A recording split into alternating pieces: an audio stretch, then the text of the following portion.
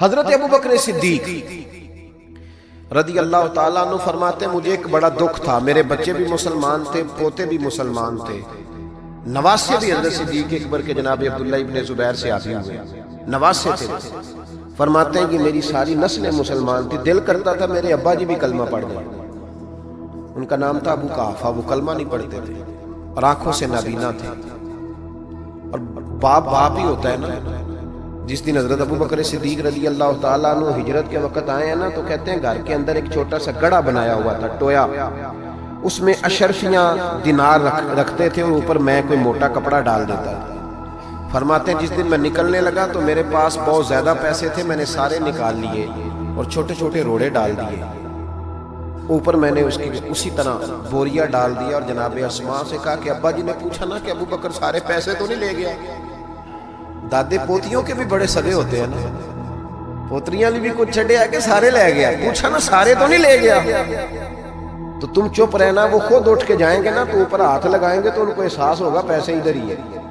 حکمت ہے، اتنا وہ خیال کرتے تھے لیکن کلمہ نہیں پڑھتے تھے۔ تو ابو بکر صدیق کہتے ہیں میرا بڑا دل کرتا تھا وہ کلمہ پڑھے۔ ایک دن وہ بول ہی پڑے ہجرت مدینہ کے بعد، کہنے لگے ابو بکر میں مان گیا ہوں تیرے رسول واقعی سچے، چل یار مجھے لے چل، میں بھی مصطفیٰ کا کلمہ پڑھا۔ حضرت ابو بکر فرماتے ہیں میری تو عید بن گئی کہ میرا تو گھر بن گیا نا، اب میرے ابا جی بھی وہاں آ گئے جہاں سارا گھرانہ کھڑا تھا، کہا کلمہ پڑھنا چلو۔ کہتے میں نے اپنے والد کا ہاتھ پکڑا، رہا جس طرح پکڑا مجھے مزہ آ گیا۔ سنو اور یاد رکھنا ہمارے لیے تو مشکل ہو گیا ہے، ہم عزت لینے کے قائل ہیں، دینے کے نہیں۔ کہتے ہیں جب میں مسجد نبوی میں حضور کو لے کے آیا، اپنے والد کو لے کے آیا نا حضور کی بارگاہ میں، نبی کریم منبر پہ بیٹھے تھے، ابھی کلمہ پڑھا نہیں، پڑھنے آئے ہیں۔ کہتے ہیں حضور منبر پہ بیٹھے تھے، میں اپنے نابینا اور بوڑھے والد کو لے کے آیا، نبی کریم اٹھ کے کھڑے ہو گئے۔ کسی کو عزت دینے سے عزت بڑھتی ہے، کم نہیں ہوتی۔ کوئی عرض نہیں، کوئی عرض نہیں، اگر آپ ابا جی کے آنے پہ کھڑے ہو جائیں تو اپنے ابا جی ہیں، کوئی مسئلہ نہیں، کوئی عرض نہیں۔ اگر قاری صاحب جو مسجد کے امام ہے، چلو ہم سے تنخواہ ہی لیتے ہیں، پر قاری صاحب کو نہ دیکھو، اس منبر کو دیکھو جس منبر پر وہ بیٹھتے ہیں۔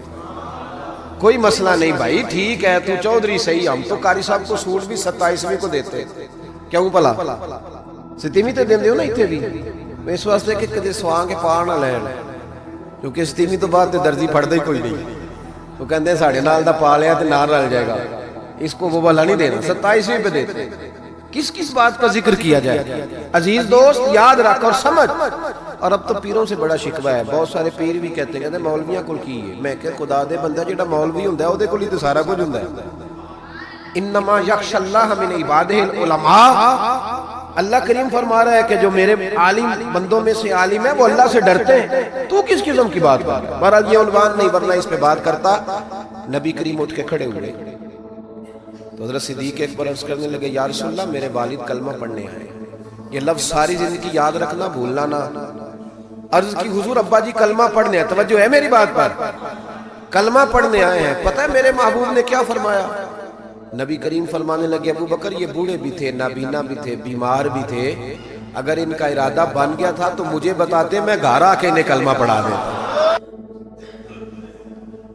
اعلیٰ حضرت نے لکھا ہے تو نبی پاک کا لباس پہن لے، رب تجھے عزت دے دے گا۔ کوئی نہیں سمجھ آئی آپ کو بات کی؟